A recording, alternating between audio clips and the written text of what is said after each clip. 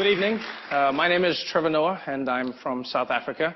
I've been in the United States for a few weeks now, and I'm not going to lie, this isn't the America I was promised. I'm a little disappointed. It's different from the brochures and pamphlets. I thought I was coming to the richest nation in the world, where you guys were making it rain, as you say. Turns out America has the credit rating of a black man. It's been tough. It's been tough. And yet I'm still happy to be here. I'm really, really glad to be here because from the time I was a young child, I've always wanted one thing, and that is I've always wanted to be black. That was my American dream, not a job or money. I've got a great life back home. I always wanted to be black, and I'll give you the backstory. I grew up in South Africa during a time known as apartheid, when it was illegal for black and white people to interact.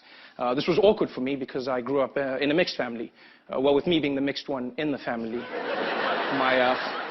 My mother is a South African woman, black, and my father is Swiss, from Switzerland. So he was a white man, and well, he still is. It's not like he changed.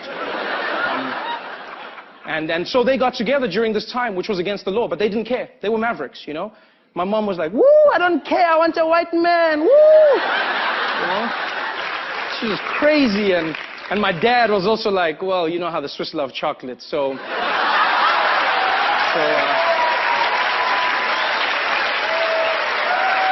he was just in there. And so they got together and they had me, which was illegal.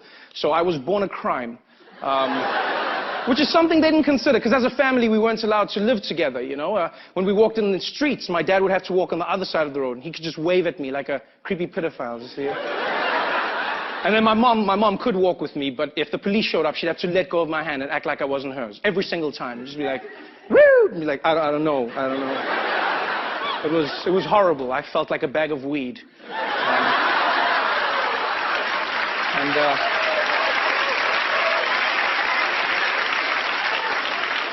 And one of the punishments for this crime was I was never afforded a race. I was never called black. I was never called white. I was called mixed, half-breed, half-caste, colored.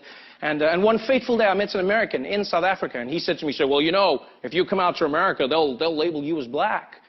And I was like, really? And he was like, yeah, everybody's black out there. And I thought, well, I want to be black, and not just any black, but the coolest black in the world. And that's American black, you know? It's, yeah, it is. Or as you guys call them, though, African American, which is funny because they're not African, but we'll play along. It's just...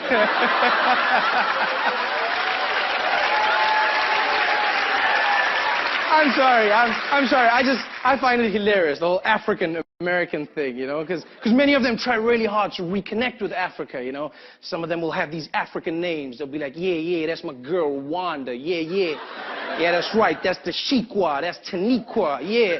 Oh, yeah, brother, where you from? Oh, I'm from South Africa. Oh, what's your name? Trevor.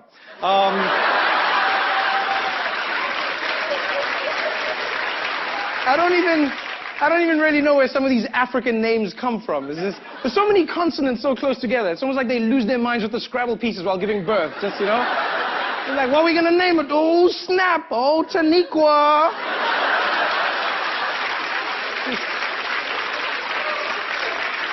Doctor coming, oh, damn, girl, that's 27 points. Yeah. And as ridiculous as it sounds, I'm not going to lie, I still want to be American black or African American, because there's no cooler black. Everything about them is cool, you know? They drip in, I think, what's called swag. Everything from the walk, they've got that gentle sway, you know? Which is really cool. Because it must suck for an assassin trying to kill them. So if you look in history, no black man has ever been shot while walking, ever. Always wait for you to stop and say something. Bang! Just, you know? They've got the cool walk, and of course, the talk. Their command of the English language has no equal. It's just... I've heard African Americans, and the way they speak, they pay no regard to punctuation whatsoever. Just cruise through sentences like poetry. I don't even understand half of it, but it sounds great. This guy in Hollywood came up to me, assuming I could understand him, and he was like, yo, B, I'm gonna tell you now, we keeping it coming, keeping it moving, keeping it wild. We get that cat stacking and piling. You know what I mean? I'm like, no, I don't. But I like it, yeah. It's the most amazing use of English I've ever come across in my life. Nah, mean. Do you know what I mean? Nah, mean. It sums it up, you know? It brings all the emotion. Why have we been wasting our time with syllables for so long? It was a crazy day. Do you know what I... Nah, mean. It's just...